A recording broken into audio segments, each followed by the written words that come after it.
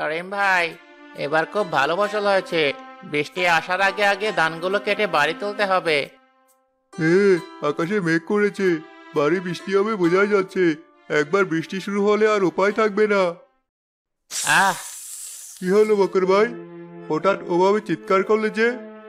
কিছু একটা আমার পায়ে কামড় দিয়েছে মনে হয়। কি কামড় দিল আবার? এ কি সাপ? সাপটা তোমাকে কামড় দিয়েছে নাকি? এই সাপ তো আগে কখনো দেখিনি। এ বিষাক্ত সাপ না তো আবার? আমার কিছু হবে না তো? চিন্তা করো না, তোমাকে ওজার কাজে নিয়ে গেলে তুমি ভালো হয়ে যাবে। এই তোমরা কে কোথায় আছো? তাড়াতাড়ি বগরকে ওজার কাছে নিয়ে চলো, ওকে সাপে কামড়েছে। করিমের ডাক শুনে আশেপাশে থাকা অন্য কৃষকেরা দৌড়ে এসে বকরকে নিয়ে ওঝার কাছে গেল। বকর ভাই ঠিক হয়ে যাবে তো? আমি থাকতে এত চিন্তা কিসের? এখনই ওকে সুস্থ করে তোদের সাথে বাড়ি পাঠাবো।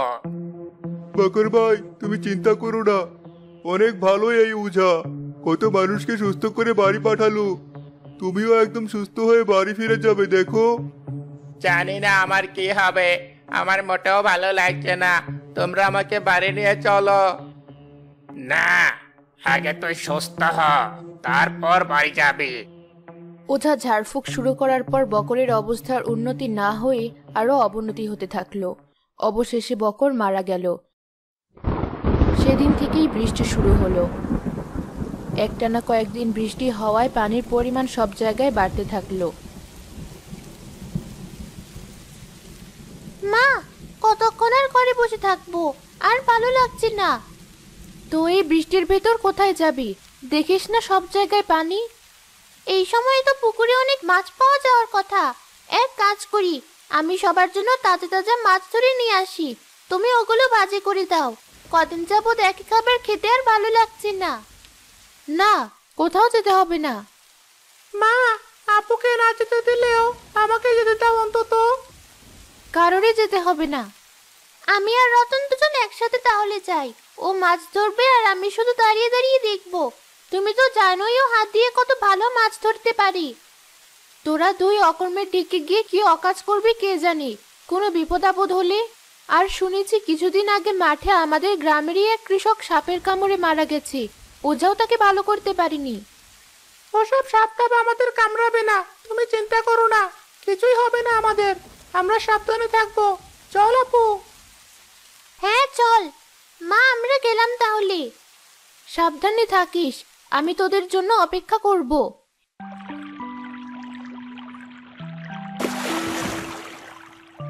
ওই যে ওই কচুরি পানাগুলোর ভিতর কেবলই কিছু একটা নড়লো মনে হয়। মনে হয় বড় কোনো মাছ টাছ হবে। ওখানটা একটু হাত দিয়ে দেখ তো। এখানে? হ্যাঁ হ্যাঁ, ওখানেই। দূর ছাতা, ওটা কোনো মাছ নয়, ব্যাঙ ওটা। তোমাকে আর কিছু বলতে হবে না, তুমি চুপচাপ দাঁড়িয়ে থেকে আমার মাছ ধরা দেখো। আচ্ছা যা, চুপ করলাম। অন্যদিকে একটা রাসেল ভাইপার সাপ বৃষ্টির পানির হাত থেকে বাঁচার জন্য দরজা খোলা পেয়ে তরিদের বাড়িতে ঢুকলো। এই দেখো, ওরা দুজন যে বের হয়ে গিয়েছে, ঘরের দরজাটাও লাগিয়ে দিয়ে যায়নি। কি যে করবো ওদেরকে নিয়ে। যাই, দরজাটা লাগিয়ে দিয়ে আসি।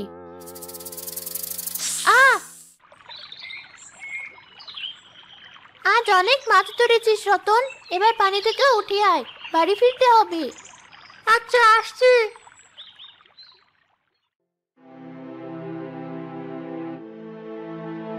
কি ব্যাপার, আমাদের বাড়ির সামনে এত মানুষ কেন?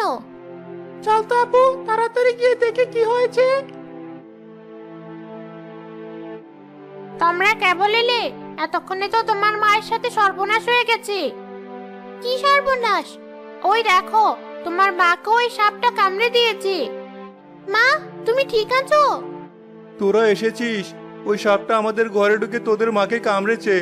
তোদের মা আর ওই মরা সাপটাকে নিয়ে এখন ওজার কাছে যাব আমরা। তোরা দুজন এখানেই থাক। কিন্তু মা কোনো কথা বলছে না কেন? তোর মায়ের অবস্থা বেশি ভালো না, আমাদের হাতে সময় খুব কম। আগে সুস্থ হয়ে আসুক, তারপর যত মন চায় তত কথা বলিস। আচ্ছা বাবা, তোমরা সাবধানে যেও। এবার তাহলে সাপ হাতে করে নিয়ে এসেছিস, খুব ভালো করেছিস। এ তো দেখছি বিশাল ভয়ানক সাপ। তোর বউয়ের বাঁচার সম্ভাবনা খুবই কম। এ কথা বলবেন না ওজা বাবা, অনেক আশা নিয়ে আপনার কাছে এসেছি। আমার ছোট ছোট দুটি ছেলে মেয়ে আছে, ওদের মায়ের কিছু হয়ে গেলে আমরা কিভাবে কি করব? ঠিক আছে ঠিক আছে, আমি দেখছি কি করা যায়। ওঝা সাপ হাতে নিয়ে তন্ত্রমন্ত্র করার কিছুক্ষণ পর তরির মা হঠাৎ চোখ খুললেন। তোমার কি এখন একটু ভালো লাগছে? ভয় পেও না, আমি তোমার সাথে আছি। তুমি সুস্থ হয়ে যাবে, এই উজা তোমাকে ভালো করে দিবে। আমি শুধু এটাই বলতে চেয়েছিলাম যে আমার ছেলে মেয়ে দুটোর খেয়াল রেখো, ওদেরকে কষ্ট দিও না। কিন্তু তুমি হঠাৎ এমন কথা কেন বলছো? কি হলো তোমার? আমার কথার উত্তর দিচ্ছ না কেন?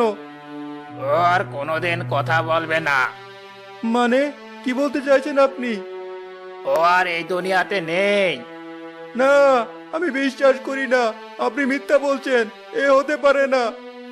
ভাই শক্ত হন, আপনার দুটো ছেলে মেয়ে আছে, আপনি ভেঙে পড়লে ওদের কি হবে? তরি আর রতন বাড়িতে তাদের মায়ের জন্য অপেক্ষা করছিল। তাদের বাবাকে মনমরা হয়ে একা বাড়ি ফিরতে দেখে তারা বুঝে গেল তাদের মা আর কখনোই বাড়িতে ফিরে আসবে না।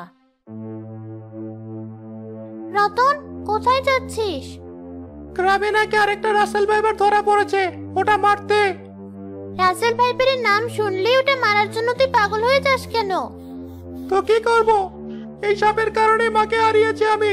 আমাদের গ্রাম থেকে এই সাপ দূর না করা আগ পর্যন্ত আমি থামবো না। দুদিন পর পরই কেউ না কেউ ওই সাপের কামড়ে মারা যাচ্ছে আমাদের গ্রামে। আমার ভয় হয়, মার মতো তোরও যদি কিছু হয়ে যায়। এজন্যই আমাকে আরো বেশি করে এই সাপ মেরে এই গ্রামটাকে এই সাপের হাত থেকে মুক্ত করতে হবে, যেন আর কেউ আমাদের মতো তাদের মাকে না হারায়। আমি চললাম।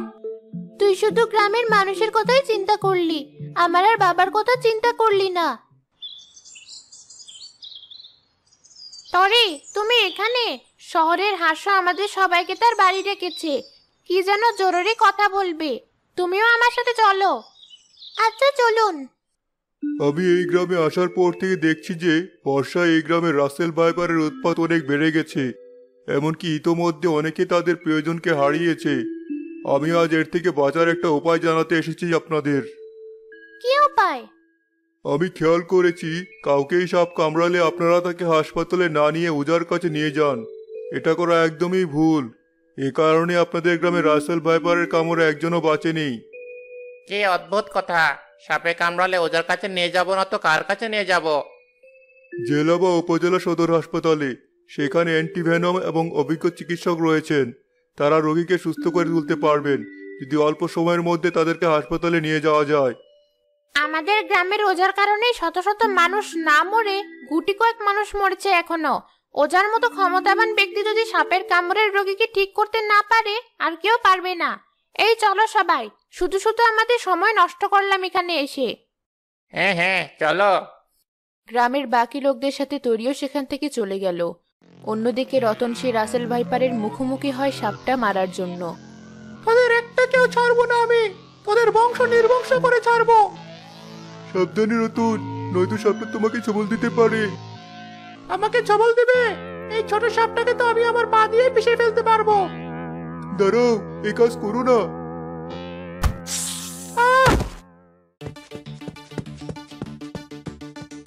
তরি, সর্বনাশ হয়ে গেছে। রতনকে রাসেল সাপে কামড় দিয়েছে। না, এটা হতে পারে না। ও এখন কোথায়? ওজার কাছে নিয়ে গেছে ওকে। তুমি চলো আমার সাথে। এই রাসেল ভাইপারের কাছে আমার বউকে হারিয়েছি, এখন কি আমার ছেলেকেও হারাতে হবে? বেশি কথা বলিস না, আমাকে আমার কাজ করতে দে। আপনারা এই কাজটা মোটেও ঠিক করছেন না। এখনো সময় আছে, ওকে দ্রুত হাসপাতালে নিয়ে চলুন, তাহলে হয়তো ও বেঁচেও যেতে পারে। বাবা, রতন কোথায়? ওই তো ওখানে। তরি, তুমি বুদ্ধিমতী মেয়ে, তোমার ভাইকে বাঁচাতে চাইলে সবাইকে বোঝাও এখনই। বাবা, আমার মনে হয় রতনকে হাসপাতালে নিয়ে যাওয়া উচিত। এছাড়া ওকে বাঁচানোর অন্য কোনো উপায় নেই। কিন্তু উজা। তরি ঠিকই বলেছে, কাউকে বাঁচাতে পারিনি আমি এই সাপের কামড়ের হাত থেকে। ডাক্তাররা যদি ওকে বাঁচাতে পারে, তাহলে অন্তত আরেকটা নিষ্পাপ ছেলের জীবন যেতে দেখতে হবে না আমার। অজা এসব কি বলছে? আপনাকে অনেক ধন্যবাদ। আপনার ভেতর মানবতাবোধ জাগ্রত হয়েছে। এবং আপনি নিজের চিন্তা না করে এই বাচ্চাটা চিন্তা করেছেন। সবাই দ্রুত চলুন, আর দেরি করা যাবে না। রতনকে তাড়াতাড়ি হাসপাতালে নিয়ে যাওয়া হলো। ডাক্তাররা দ্রুত তার চিকিৎসা শুরু করলেন।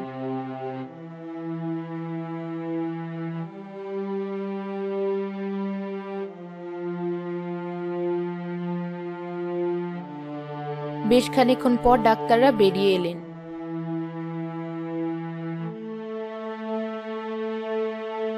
কি অবস্থা ডাক্তার সাহেব? আমার ছেলে কি এখনো? আপনার ছেলের বিপদ কেটে গেছে, ও এখন সুস্থ আছে। তবুও যদি হঠাৎ ওর অবস্থার কোনো পরিবর্তন হয়, সেজন্য ওকে চেক আপে রেখেছি। আপনারা চাইলে ওর সাথে দেখা করে আসতে পারেন। আপনাকে অনেক ধন্যবাদ ডাক্তার সাহেব। আয় তরি, তোর ভাইকে দেখে আসি।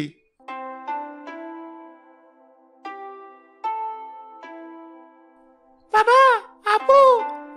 রতন, তুই ঠিক আছিস? তোকে কতবার বলেছিলাম এসব কাজ না করতে, তবু আমার কথা শুনিসনি। দেখেছিস তার ফল? কিন্তু আমি এখনো বেঁচে আছি কিভাবে?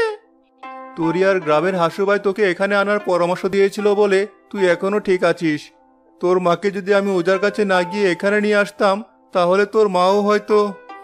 বাবা, আমরা এই ভুল আর করবো না। এখন থেকে আমাদের গ্রাম ও অন্য গ্রামের সবাইকে পরামর্শ দিব রাসেল ভাইপার কামড় দিলে হাসপাতালে যাওয়ার জন্য। আর আমি সবাইকে বলবো রাসেল ভাইপারের উপদ্রব কোন সময় আর কোথায় বেশি, যাতে মানুষ আমার মতো অসাবধানতা দেখাতে গিয়ে কামড় না খায়। ভয় আর আতঙ্ক সৃষ্টি না করে আমাদের সবাইকে সাবধান থাকতে হবে এবং এই সাপের বিরুদ্ধে সবাইকে একসাথে মোকাবেলা করতে হবে। তবেই আমরা এই বিপদ থেকে উদ্ধার পাবো।